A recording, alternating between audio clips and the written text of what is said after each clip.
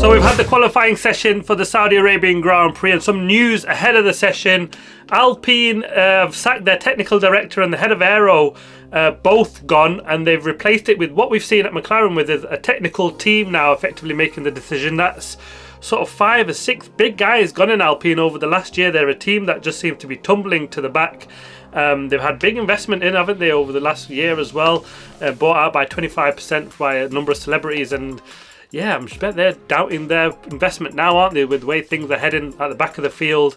Not good news. Some positive news, though, on the Audi and Sauber front. Now, there was rumours about this deal being a bit sketchy, and are they going to take it over the line? Well, it's been confirmed today. Audi are going to buy Sauber, 100% ownership. They're going to come in as a works team, and so that will be the case from 2026.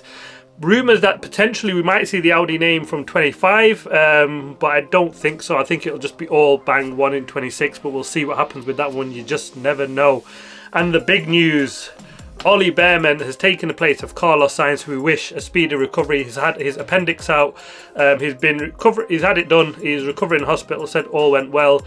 Will we see him back in time for the Australian Grand Prix? Who knows? I mean, it's a bit touch and go, 2 weeks, and now they do these surgeries mainly with keyhole, isn't it? So there's only a couple of cuts and stitches in the stomach, so it's generally not as big as it used to be, this operation. But yeah, who knows how that's going to pan out for him. And so Ollie Bearman got his first FP3, didn't he, and then straight into qualifying. So thrown in at the deep end, and he had a brilliant qualifying session. If you go from my terms, I think he had done a fantastic job to get thrown in on this circuit.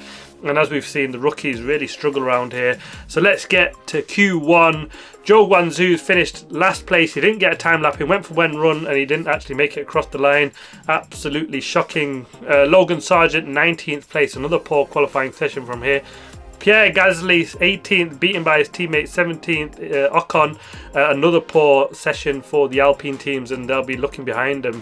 I mean, they'd hope they'd keep them two back behind them, won't they? But let's see in the race tomorrow. Valtteri Bottas in 16th place. A star in that one for me was Lance Stroll, a P2, so it finished with Verstappen first in that session, Stroll second and Leclerc third. Then into Q2, and it was another one. No time for Nico Hülkenberg, finished in 15th. Daniel Ricciardo 14th, beaten by his teammate again in qualifying. Kevin Magnussen 13th, Albon 12th, and Ollie Bearman a P11, and he only missed out by half a tenth to get into that Q3 session, just behind Lewis Hamilton. I think that's an absolutely tremendous job from him. And he was already holding his neck after a couple of quali runs, and he's got a full race to go around this circuit. It's absolutely mega, but I think he did a tremendous job in that session. And the other star for me in that session was Yuki Tsunoda, a P8 finish in that one. It was Verstappen leading the way again, Charles Leclerc second in that one, and Alonso third. So it looked like we were in for a bit of a run of who will be in that second place, but Verstappen was comfortably ahead of the rest. And then into the Q3 session, and we've got Max Verstappen, who's going to start on pole, but it was very, very close behind him, just 3 tenths behind, and it was Charles Leclerc who nicked that one, and his 4 drivers just 3 tenths, within a tenth of each other.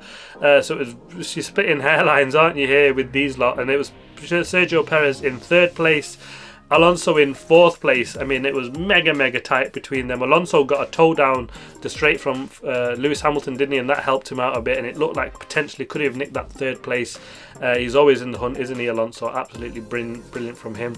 Oscar Piastri beats his teammate in 5th place in qualifying, Norris 6th. A fantastic job from Piastri, and you know, this is the kind of stuff that we want to see from this guy. And can he do it in the race tomorrow? That's sort of the questions that we really have from him. We know he's good over his 1-lap pace, which is, you know, absolutely fantastic to see. George Russell, he had a poor last run, didn't he? Because he was comfortably 4 or 5 tenths ahead of Lewis Hamilton pretty much all session, but he got it wrong on the last run. He's 7th. Hamilton behind him, just 1 tenth in the end, in 8th place, but he was absolutely nowhere, really struggling with the rear end on this Mercedes. He said all through practice, pretty much all the way through. He just scraped into Q3 in 10th place.